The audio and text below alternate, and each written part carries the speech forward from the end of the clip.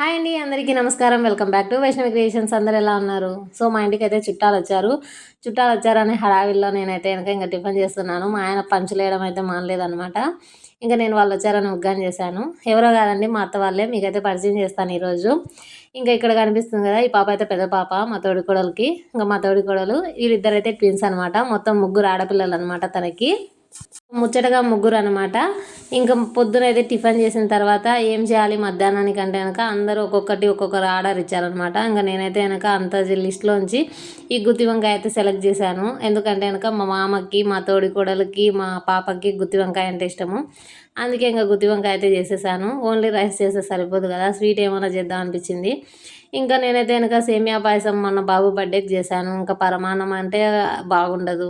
అందుకే ఇంకా నేనైతే కనుక సింపుల్గా తొందరగా అయ్యేది, అలాగే మా బాబుకి అయితే ఫేవరెట్ అనమాట రవ్వ లడ్డు. సో ఇంకా రవ్వ లడ్డు అయితే చేశానమాట. నిజం చెప్పాలంటే అన్నిటికంటే తొందరగా అవుతుందండి ఈ స్వీట్ అయితే కనుక. చాలా అంటే చాలా సింపుల్, అంత ఈజీగా అయిపోతుంది అనమాట. టేస్ట్ కూడా చాలా బాగుంటుంది.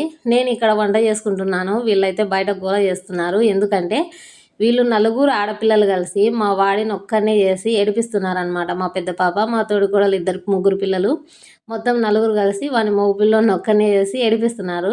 వాళ్ళు అంగడికి వెళ్ళారు. ఇదే ఛాన్స్ అని వాడైతే కనుక అందరిని బయట పెట్టి గేట్కు బియ్యం వేశారు. ఇంకా వాళ్ళైతే ఇలా ఎక్కి వస్తున్నారు లోపలికి. ఇంకా ఈలోపు నేనైతే వంట రెడీ చేశాను అనమాట. ఇంకా వాళ్ళు కూడా అలసిపోయి వచ్చి తినేశారు. మా మామ కూడా వచ్చేసాడు.